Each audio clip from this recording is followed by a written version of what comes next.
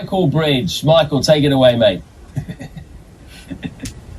Oh, I love fixture release day. I mean, what do fans do first? This is what I usually do. First 3 games, look at the Christmas games, last game of the season, and your derby games. I'm outside the Tottenham Hotspur Stadium. So Chris Cowlin, Tottenham Hotspur podcast host and YouTuber.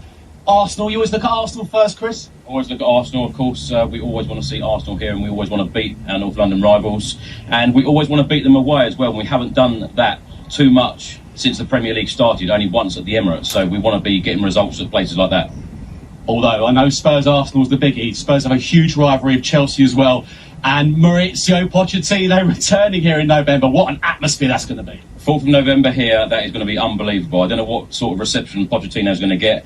I expect some fans will applaud him. Some fans will be very unhappy that he's gone to our rivals Chelsea. But of course, these are games, big games that we've got to win. But it starts with Brentford away, which is going to be very, very difficult. And let's face it, all of these Premier League fixtures, both home and away, are very difficult. Interesting to see who's in goal for that as well with Spurs. But I mean, looking at the first few games for Ange Postecoglou, a real glamour game as well. First home game against Manchester United. Absolutely, it's going to be a massive game. I'm sure that will be a packed out stadium. Fans will probably be singing his name at that point, and it's all about the crowd getting behind our new manager, give him a huge welcome, and hopefully we can get off to a couple of good wins. And that first game, as you mentioned, David Raya, he could be going back to his old club, so hopefully we get that one over the line. Yeah, I mean, that's a player Spurs are certainly interesting.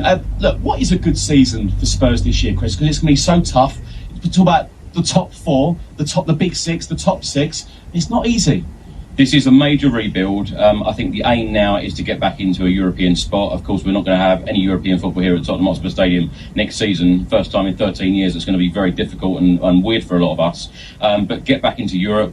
And I think the ultimate goal is to try and put a trophy in the cabinet. I know that Postecoglou at Celtic and other clubs, he's always taken cup competitions very seriously. So I would love to see him go all out to try and win an FA Cup or a League Cup, because I want to see this bus parading down here with the likes of Harry Kane lifting a trophy. Yeah, absolutely. Look, Ange Postecoglou's come from Celtic. He's won so many trophies there. Obviously, the old firm is one of the greatest rivalries in world football.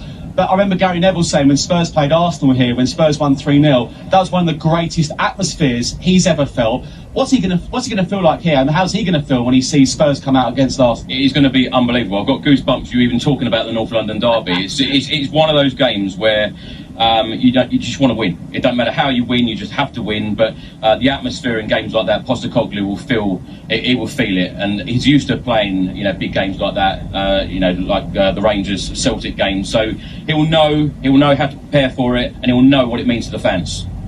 Let's go back to the Chelsea game. I'm really intrigued about Maurizio Pochettino. You look a bit like him, actually. But, I mean, in terms of that game, Spurs fans were singing his name for quite a few games last season. Do you reckon he'll get booed when he comes out?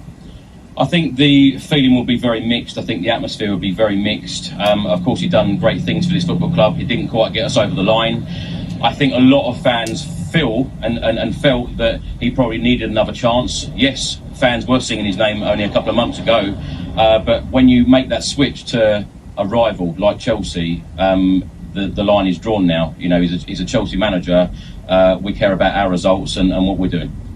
Finally, is it imperative for Spurs fans to be patient? Even at Celtic, it took a few games, a few weeks for Ange Postecoglou because they made so many changes.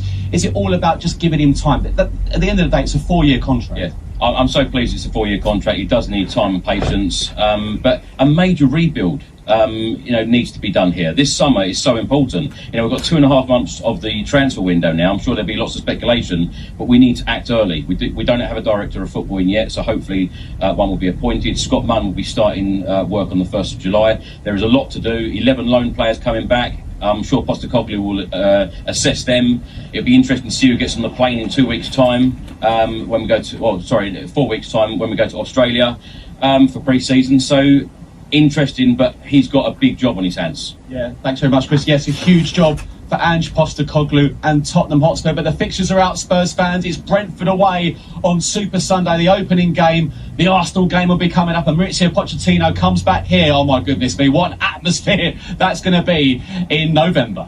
Bridgie, you're right. Chris does look a bit like Maurizio Pochettino. Good spot, mate. Thank you very much. Don't say that to him. Tell him he's right. He'll love it now. He'll have a big smile on his face all day. Yeah, I know. I like it. Listen, we're going to speak to Paul Heckingbottom fairly soon, hopefully, Sheffield United manager, which is